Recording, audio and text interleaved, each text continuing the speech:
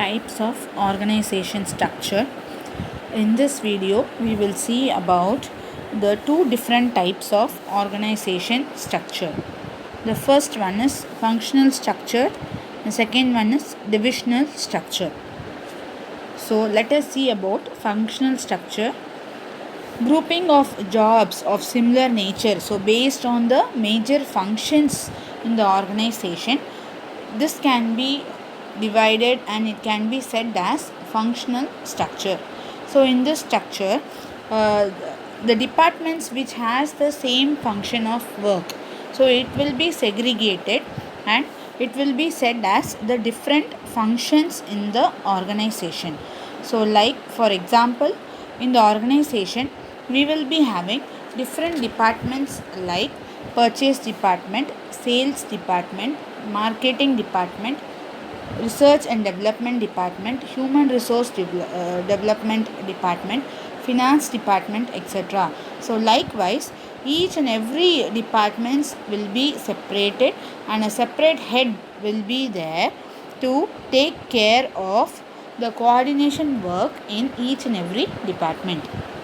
So the managing director will be the highest person, and under him the different departments heads are in charge of reporting about their each and every department to the managing director. The same way, any information which is to be passed on to the departments will be informed to the in charge heads, and from them it will be taken to the different divisions and sections. So these departments can be further divided into different sections. So some of the advantages of this functional structures may be, this functional structure, it leads to occupational specialization. That is, when one particular individual is specialized in doing a particular task and it is his work to continue the same task on the daily basis. So this leads him to get specialized in that particular work. So this promotes efficiency in utilization of manpower. So when he is getting efficient in doing the task in a correct manner and at a high level of speed, so this increases the manpower of employees also in doing the similar task in the department. Point number 2, it promotes control and coordination within the department.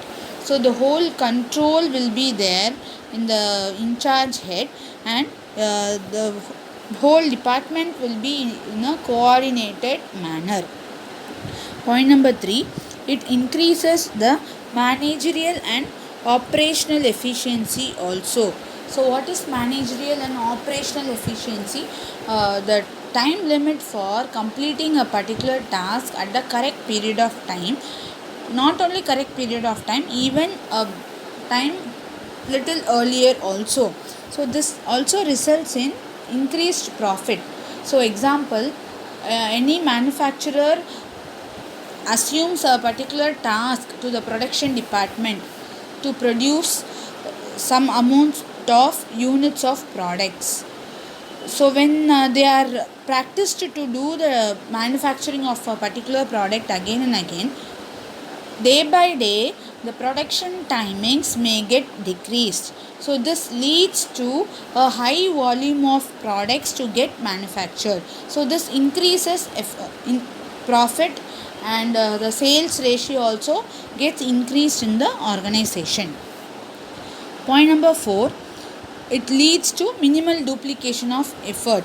So once the in charge person assigns and allocates the work to different people, so duplication of work, repeated work will be avoided in this case. So this results in economies of scale and this lowers cost. So when there is duplication of work, what happens?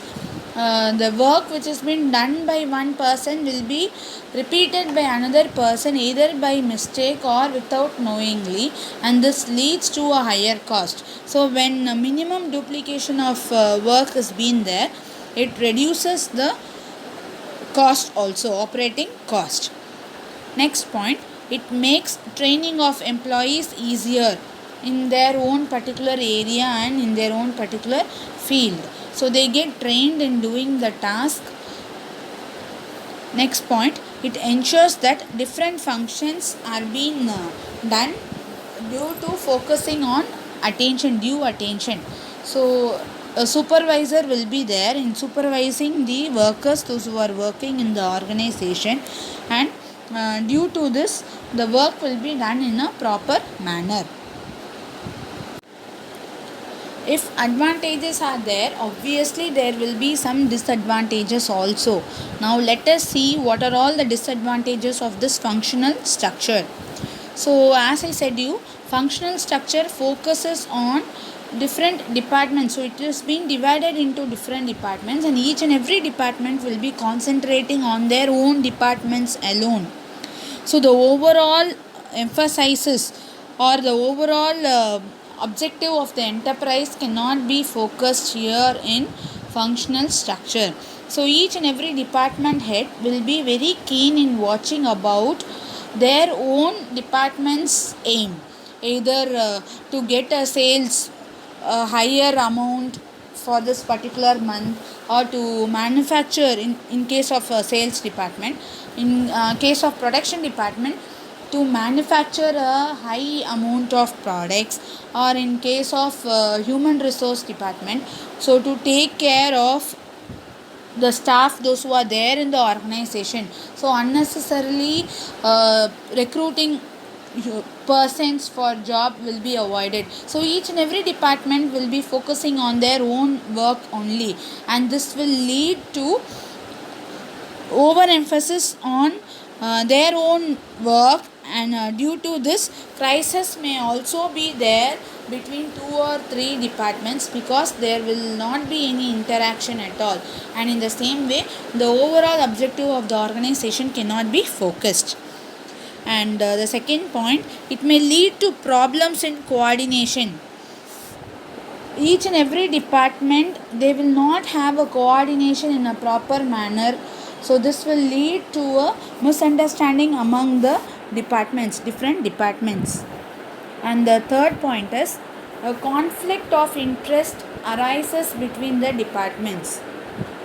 So the thoughts of 2 departments cannot be matched or worked out together. So interdepartment conflicts will also be there in functional structure. So the example is, the sales department will be very keen in satisfying the customers' taste and preferences always. Suppose, so they wanted to produce, or they wanted to satisfy them by giving customer friendly design products. So but when it is being suggested to the production department, it may be a difficult task for them, where they cannot accept to produce such kind of products. So here conflicts arises between both the departments also. So interdepartmental conflicts also will be there in the absence of clear information and clear responsibilities which is being there. So if clear responsibility is not being said, like the workers are to whom they are supposed to report, so when they don't know about that at all, they go for giving wrong report to the higher officials, and that lead to a interdepartment conflicts. And the next point is appreciating any other point of view, that is inflexibility among the persons will be there. Suppose any worker has the same skill and knowledge, so based on the skill and the knowledge, he will be in a narrow concept that he is the only person who does the task in a proper manner. But at the same time, when another personnel or a worker has the same skill and talent, and he also does the work equal to him, so he will not have an intention to appreciate that particular person. because he will have an mindset that if any other person comes to his level, so what will be his stage in the organization? Either he will be depromoted or he will be taken out of the organization. So such thinking and conflicts will be there, and this functional heads do not get training for top management position because they are unable to gather experience in diverse areas, so they don't go for the top management positions at all. So this leads to an inflexibility to develop a narrow thoughts, and this has the difficulty in appreciating the other person in any point of view.